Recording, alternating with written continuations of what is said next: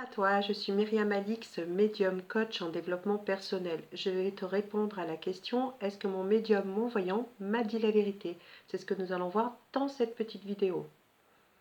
Mais tout d'abord, lorsque tu consultes un voyant, un médium, il faut être dans une disposition, un état d'esprit positif, être neutre, ne pas attendre que ton voyant t'apporte toutes les informations que tu souhaites, mais accueillir les réponses de façon neutre. Y croire également, hein, croire à la voyance et être dans un état d'esprit apaisé et détendu.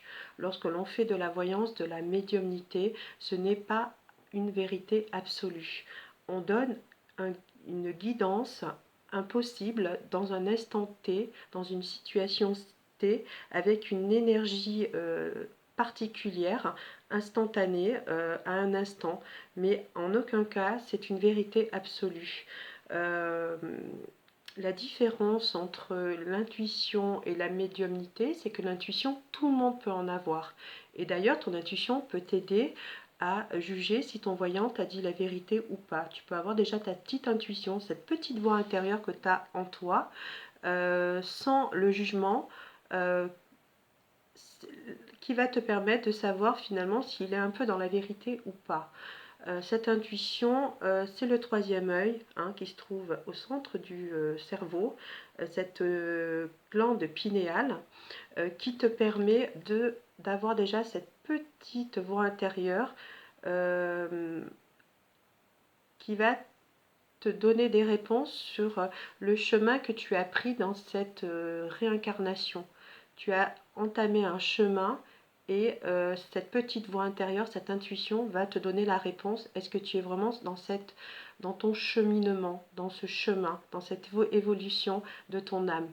Donc si tu écoutes cette petite intuition, c'est une petite étincelle, hein, qui vient de façon très spontanée.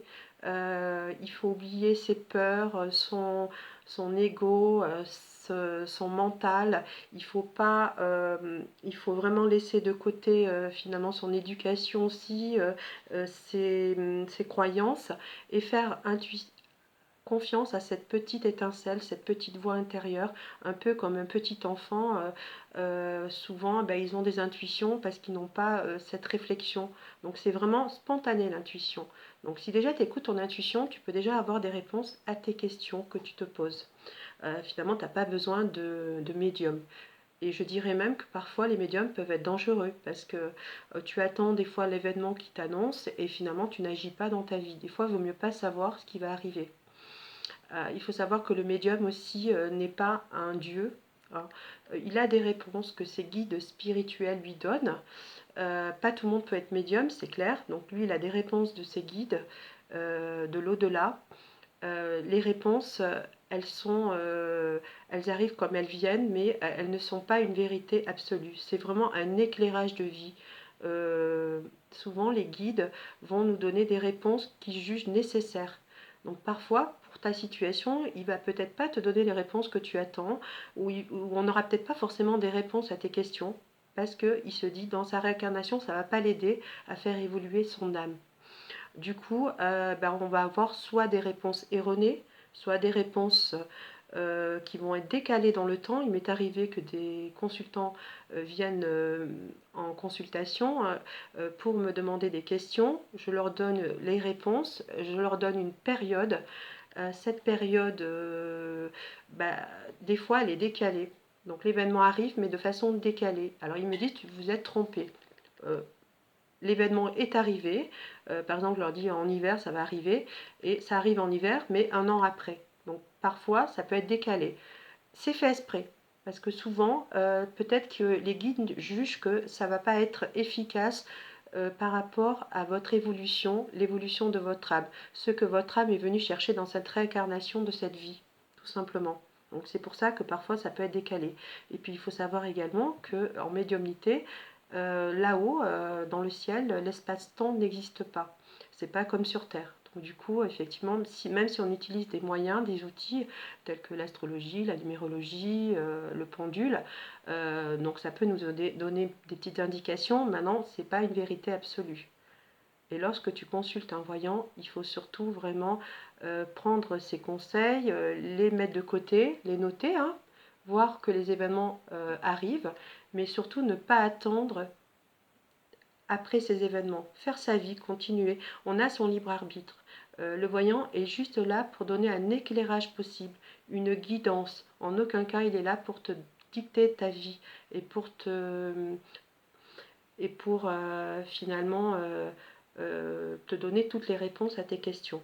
C'est vraiment à toi à faire ce cheminement. On est là sur cette terre, cette réincarnation, dans cette évolution de notre âme. Et parfois, on est obligé de passer par des difficultés, mais on est venu sur cette terre pour surmonter ces difficultés. C'est pour ça qu'on n'a pas toutes les réponses possibles à nos questions, bien entendu. Donc vraiment, la voyance, c'est un guidage sur un instant T. En aucun cas, ça va vous donner une vérité absolue. C'est ce que je voulais dire dans cette vidéo. Donc on a tous de l'intuition, on n'est pas tous médiums. Par contre, si on écoute notre petite voix intérieure, on peut savoir si le médium a pu se tromper ou pas, ou si c'est à peu près plausible, est-ce que ça correspond à notre intuition. Donc vraiment se faire confiance, écouter son intuition intérieure, car, je le redis, on a tous de l'intuition. Voilà, donc c'est ce que je voulais te dire dans cette petite vidéo. Si tu as aimé cette vidéo, n'hésite pas à cliquer, à liker, à t'abonner à ma chaîne pour avoir toutes mes vidéos à venir en exclusivité. En attendant, je te souhaite de passer de bonnes fêtes de fin d'année et je te dis à très bientôt pour une prochaine vidéo. Prends bien soin de toi. Au revoir.